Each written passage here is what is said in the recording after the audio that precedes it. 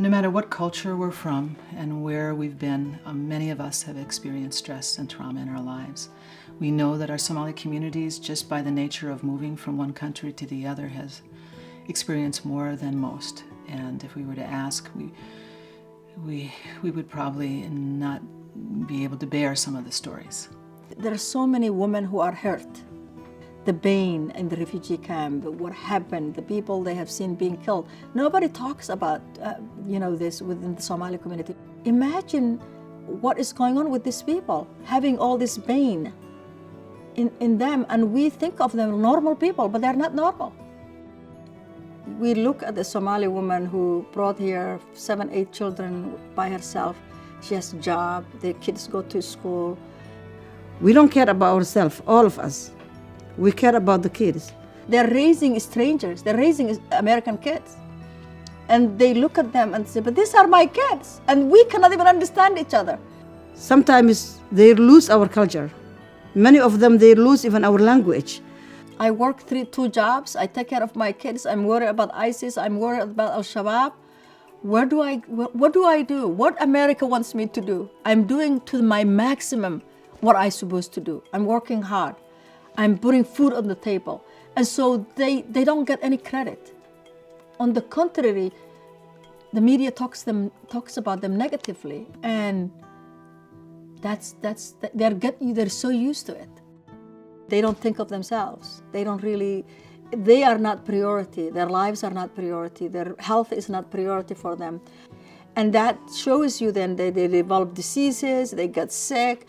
I just tired, dizzy, all my bones hurting me, my neck hurting me. I couldn't go to sleep at night. I don't know what is going on myself. I went to the doctor. When I make an appointment, they check my blood sugar. I don't have blood sugar. I don't have cholesterol. I don't have any diabetic, or I don't have anything. The doctor said, oh, you're normal.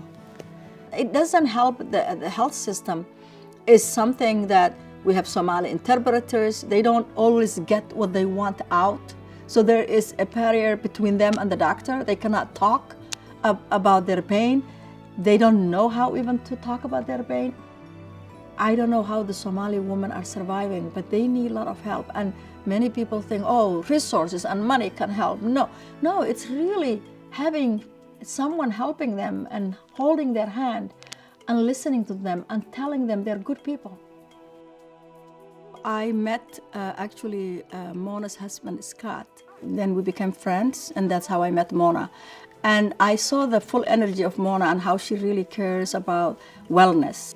I told Mona that I'm very much interested in the wellness and health. And so Mona came to my sister's house, and she uses chants that are very welcoming to the Somali community. They're the Quranic version of chants.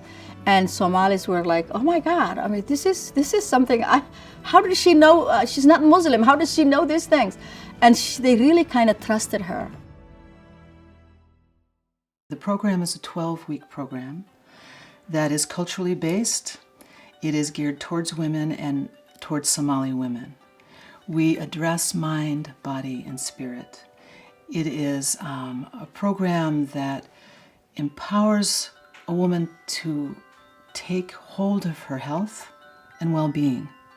The things that in this culture we are learning now are not good for your body is something we think it's the best thing that we came in for America.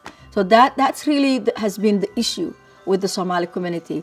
I remember the first food that I was attracted was all the sweets, like ice cream, cake, because these are things we didn't have in Somalia. Sugar is not scarce in America. So you come here, it's available everywhere. Sugar is available. So everybody cooks tea with lots of sugar because it's available. Exercise. What is exercise? I don't think in Somalia we had gyms at all because you don't need it. You walk. Everybody walks to their neighbors. Everybody walks to the store. If you get sick and die, that's nature. It has nothing to do with how I take care of myself. So that was also another important thing, that we came here and we say, we know when your time is up, you will die. But also you play a role in terms of how you want to stay healthy. And this is all new things to us. it's hard to change their health because they don't tie that to the way they feel. Am I feeling sick today? No, then I'm healthy. We don't have a vision of what being healthy is. There's no connection to the food you're eating or your lifestyle. It gives her the information so that she can make healthy choices. It's the information is delivered in a way that it's a collaborative circle of women who share information, and there is information inserted into the circle, and people take what they need and they share what they can. And they walk away, and during the weeks or week in between the time we meet again, they are practicing what they've learned. The program really emphasizes creating a space that we feel comfortable in, all of us. So there's a real focus on creating a space where people can share their stories, share their health challenges, their issues that they may not feel comfortable sharing with their health professionals at any given point. So this is kind of a moment where they can get used to talking about those health challenges. In that way, we can act as a bridge between the health professional and the woman who is in need of support. We have a circle time where we gather and we check in.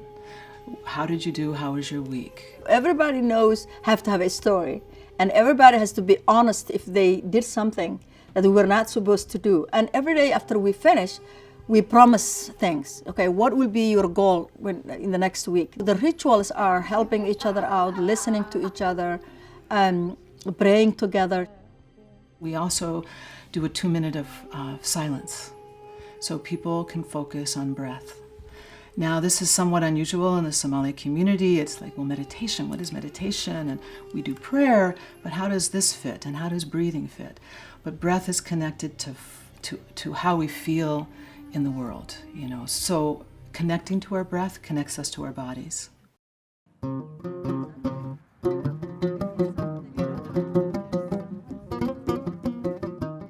And then we have a meditation and prayer where I pull writings. We have writings and themes every week.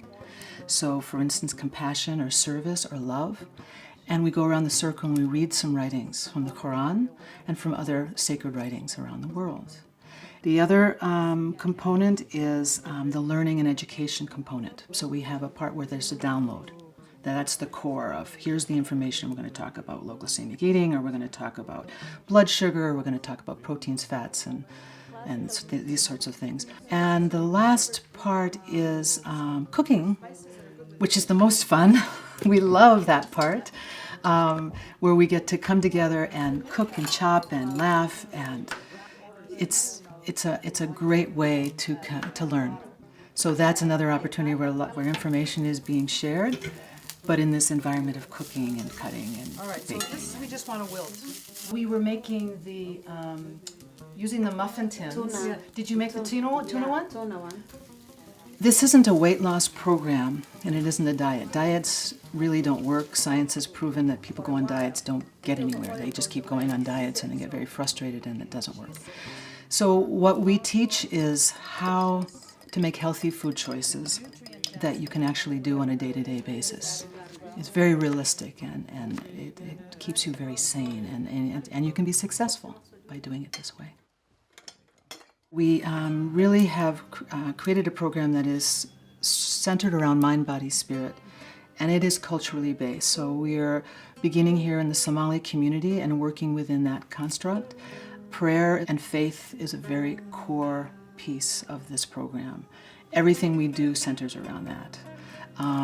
The structure that we've created allows for that as well, and the structure of the components and the themes that we work with, as I mentioned earlier about prayer, service, those are all tied in to our communities. So if we're working with Somali community, that's going to reflect that community, right?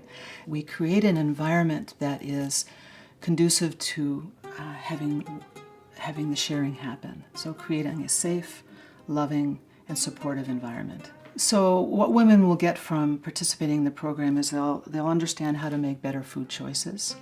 They'll learn how to perhaps interface better with their health professional because they'll have more information about their bodies and what's going on and some of the concerns.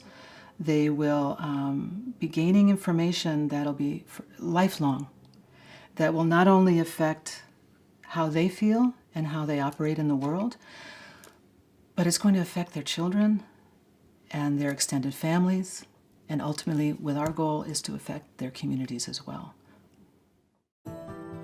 The circles of women around us weave invisible nets of love that carry us when we're weak and sing with us when we're strong.